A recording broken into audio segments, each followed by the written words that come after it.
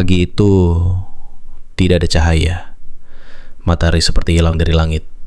Langit kelabu, tetapi bukan karena awan, lebih seperti kabut hitam yang menyelimuti seluruh area hutan.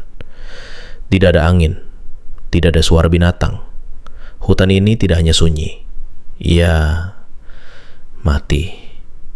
Ketika Arga membuka tenda, ia terdiam. Tempat di sekitar mereka berubah total. Jalur yang kemarin jelas mereka lewati kini berganti menjadi deretan pepohonan besar yang belum pernah mereka lihat. Seolah hutan itu menata ulang dirinya semalam, menghapus jalur, menambah pohon, mengurung mereka dari semua arah. Yuda duduk di sudut, matanya masih kosong. Ia tidak banyak bicara sejak malam sebelumnya. Sesekali ia menggigit bibir, dan tangan kirinya terus mencakar tanah. Ujung jarinya berdarah. Tapi ia tidak peduli. Sari terlihat lelah. Wajahnya pucat dan matanya cekung seperti tak tidur semalam. Ia mulai berbicara sendiri dalam nada bisikan. Kita nggak di gunung lagi. Ini bukan tempat kita. Mereka udah ganti jalannya. Dimas mulai panik. Ia berdiri dan berteriak memanggil, "Halo! Ada orang, tolong!" Tapi teriakannya ditelan hutan.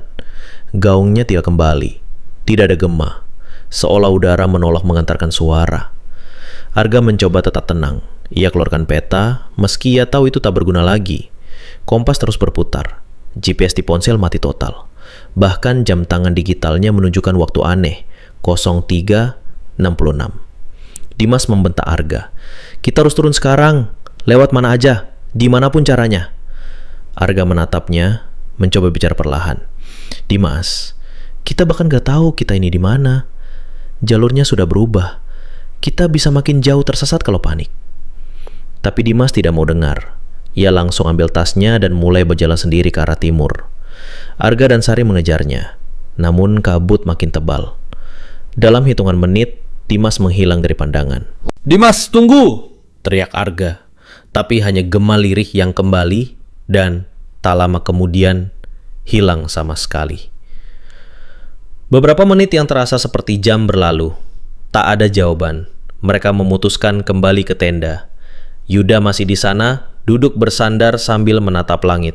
Ia tiba-tiba berkata, dia udah dapat 1, tinggal 2. Arga menoleh, "Siapa?" Yuda tersenyum, tapi senyumnya bukan senyum manusia. Matanya menyipit dan wajahnya seperti bukan milik Yuda. Dia yang punya tempat ini. Sari menangis pelan. Ia menutup telinganya, mulutnya bergumam, "Kita salah tempat. Kita masuk ke tempat yang gak kelihatan. Tempat yang gak seharusnya dimasuki." Malam pun datang, tapi tidak seperti malam biasanya. Langit berubah menjadi merah gelap, seolah menyala dari dalam. Tenda bergetar pelan, lalu keras. Seperti ada makhluk besar yang mengitari mereka. Tanpa suara, tanpa napas, tapi dengan kehadiran yang sangat nyata. Yuda mulai tertawa keras. Ia bangkit berdiri dan melangkah keluar dari tenda tanpa alas kaki. Arga dan Sari mengejarnya, tapi begitu mereka keluar, Yuda sudah tidak ada. Hutan sunyi, tapi di salah satu batang pohon tinggi ada sesuatu yang tergantung. Senter Arga menyinarinya pelan. Jaket Yuda terikat di dahan pohon sekitar 7 meter dari tanah. Tidak ada tali, tidak ada pijakan, tapi jaket itu tergantung seperti dikalungkan, dan di bawahnya ada bekas telapak kaki mengarah ke dalam hutan, telanjang, dan tidak memiliki jempol. Malam itu, Arga duduk di dalam tenda dengan tubuh gemetar. Di pelukannya, Sari masih tak sadarkan diri. Sesekali mengigau, menyebut nama ibunya. Diselingi bisikan lirih tak dikenali, entah bahasa apa, entah suara siapa. Tapi suara itu bukan milik Sari. Angin tidak berhembus, tapi tenda bergoyang perlahan. Bukan karena tiupan alam, melainkan karena sesuatu sedang berjalan di luar sana. Pelan, berat, berulang. Sret, sret, sret. Seperti kain panjang yang diseret di tanah berakar. Arga memegang benda kecil yang masih ia simpan sejak awal. Daun kering yang diberikan oleh kakek tua di base camp. Tali benang merahnya masih utuh. Ia ingat pesan itu. Jangan dibuka, jangan tinggalkan. Tapi kini ia tidak punya pilihan. Semua logika sudah runtuh. Semua upaya lari berakhir pada kebuntuan. Dengan napas berat, Arga membuka ikatan tali itu perlahan. Di dalamnya bukan hanya daun, tapi ada segumpal tanah kecil dan secarik kertas tipis bertuliskan tangan Latin campur aksara kuno. Bawa kembali atau jadi bagian dari mereka. Arga tak sepenuhnya paham, tapi ia merasakan firasat. Seseorang dari mereka harus menjadi persembahan. Gunung ini tidak akan melepaskan semuanya, tidak tanpa menuntut ganti. Mata Arga tertuju pada Sari yang masih tergeletak. Wajahnya pucat, tapi Arga menggeleng keras. Bukan dia yang harus ditebus. Arga keluar dari tenda. Kabut begitu tebal, tetapi langit malam kini berwarna merah darah. Pohon-pohon seolah bergerak perlahan, menciptakan koridor samar menuju tempat yang lebih dalam, lebih gelap dan lebih sunyi. Langkah Arga membawanya ke tengah hutan, ke sebuah area terbuka, tempat berdirinya pohon raksasa yang akarnya menjalar ke segala arah. Di batangnya terikat lusinan kain putih kotor, sobekan pakaian, dan benda-benda pribadi, jam tangan, topi, bahkan sepatu hiking, seperti monumen bagi yang tak pernah kembali. Dan di bawahnya, tanah tampak basah, seolah baru saja digunakan untuk mengubur sesuatu. Kalau memang aku harus tinggal, kalau hanya itu caranya agar dia bisa kembali, ambil aku. Suara Arga tegas, namun pelan. Ia berdiri di hadapan pohon itu, tangannya menggenggam tanah persembahan dari daun tadi. Tak lama kemudian, suara-suara dari balik hutan menjawab. Bukan suara binatang, tapi tawa dari banyak arah, pelan, lalu mengeras, lalu hening, dan kemudian terdengar langkah, berjalan cepat mengelilingi Arga, meski tidak terlihat siapapun. Tiba-tiba, tubuh Arga terdorong ke tanah. Punggungnya. Beberapa saat kemudian, Semuanya gelap. Saat Arga membuka mata, ia sudah kembali di dekat tenda. Sari terbangun perlahan, matanya sembab. Tapi ia sadar, ia tidak lagi kerasukan. Ia memandang Arga dengan wajah penuh rasa takut dan bingung. "Apa yang kamu lakukan, Arga?" Bisiknya lemah. Arga hanya menatap kosong ke langit yang mulai berubah. Kabut perlahan menipis. Jalur tanah kembali terlihat, namun tubuh Arga mulai melemah.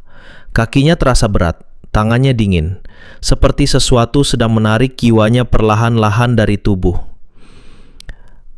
"Pergi dari sini, Sar. Jalurmu sudah dibuka. Kamu harus turun." Sari menolak. Ia mencoba menahan Arga, tapi Arga tersenyum, samar dan lelah. "Gunung ini cuma terima satu, biar aku aja." Lalu ia berbisik sesuatu, entah pada siapa, entah kepada apa. Dan di saat itu juga, kabut seketika menyapu pandangan Sari. Arga hilang dari depan matanya. Sari akhirnya turun sendirian. Langkahnya dibimbing oleh insting dan jalur yang tiba-tiba muncul kembali. Seolah gunung itu memang sengaja mengizinkannya pulang. Setelah 3 hari berjalan tanpa arah pasti, Sari ditemukan oleh tim SAR di kaki gunung. Mereka menemukannya dalam kondisi dehidrasi dan lemah, tapi masih hidup.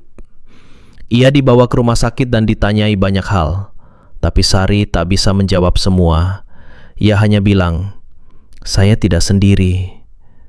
Tapi dia yang kembali, bukan saya." 3 hari setelah kejadian itu, tim SAR dari pos pendakian terdekat menerima laporan aneh. Seorang perempuan ditemukan oleh penduduk lokal, berjalan sendirian di pinggiran hutan di luar jalur resmi Gunung Paranggono. Kakinya luka, pakaiannya sobek, dan wajahnya seperti orang linglung. Perempuan itu adalah Sari. Petugas SAR awalnya ragu. Mereka bahkan tidak percaya Sari bisa bertahan hidup sendirian selama berhari-hari di hutan yang bahkan tidak diakui secara resmi oleh instansi pendakian manapun. Tapi tubuhnya membuktikan cerita itu benar. Dehidrasi parah, berat badan turun drastis, dan matanya kosong. Seperti kehilangan sesuatu yang tak bisa digantikan. Di rumah sakit kecil tempat Sari dirawat, para petugas bergantian menanyainya. Mereka ingin tahu di mana teman-temannya, di mana Dimas, Yuda, dan Arga, bagaimana mereka bisa tersesat. Tapi Sari hanya menjawab satu kalimat berulang-ulang. Cuma aku yang boleh kembali. Psikolog pun dipanggil. Mereka mencoba mengorek detail dengan teknik hipnosis ringan. Di sesi itulah Sari perlahan mulai membuka cerita tentang suara yang memanggil dari belakang, tentang bayangan perempuan yang tak pernah menunjukkan wajah, tentang jejak kaki tanpa jempol, dan tentang Arga. Dia yang memilih tinggal. Dia bilang, gunung itu butuh satu, biar yang lain bisa pulang. Ketika ditanya seperti apa wajah Arga saat terakhir kali ia lihat, Sari menggambarkan ekspresi aneh, bukan takut, bukan putus asa, melainkan pasrah. Seperti seseorang yang tahu bahwa dirinya memang ditunggu di sana. Dokter tidak bisa mendiagnosis apa-apa, tapi tim pencari tetap dikirim ke jalur yang disebut Sari, meski mereka tahu jalur itu sudah tertutup sejak 5 tahun lalu karena kasus pendaki hilang massal. 3 hari pencarian, tim SAR tidak menemukan bekas apapun. Tidak ada jejak kaki, tidak ada tenda, tidak ada barang milik mereka, bahkan tidak ada lokasi seperti yang dijelaskan Sari. Seolah semuanya hanya mimpi buruk atau memang tidak pernah benar-benar ada. Namun di hari keempat, mereka menemukan satu hal ganjil. Di bawah pohon tua yang hampir tumbang, mereka menemukan sehelai kertas lusuh terlipat rapi. Di dalamnya daun kering yang pecah sebagian dan tulisan yang hampir hilang. Bawa kembali atau jadi bagian dari mereka. Kertas itu sama persis seperti yang dibawa Arga dari base camp, namun Arga tidak pernah ditemukan. Kabar tentang pendakian di Gunung Paranggono menyebar perlahan dari mulut ke mulut, bukan lewat media atau berita resmi, melainkan dari cerita warga, bisikan para porter, dan status-status forum pendakian yang langsung menghilang setelah beberapa jam diunggah. Para relawan SAR yang terlibat dalam pencarian diam, tidak satu pun dari mereka mau diwawancarai. Beberapa bahkan berhenti dari tim relawan, memilih pekerjaan lain yang tak berhubungan dengan hutan atau pegunungan. Gunung Paranggono kembali ditutup. Tapi bukan oleh pemerintah, bukan pula oleh aparat, melainkan oleh warga desa Trawono sendiri. Di pintu masuk jalur lama, berdiri kembali kakek penjaga base camp. Ia duduk di bangku bambu kecilnya, dia mematung dari pagi hingga senja. Orang-orang yang lewat hanya bisa menunduk dan mempercepat langkah. Tak ada yang berani mengajaknya bicara. Namun, suatu hari seorang pemuda pendaki asal luar kota yang belum tahu kisah Paranggono mendekatinya.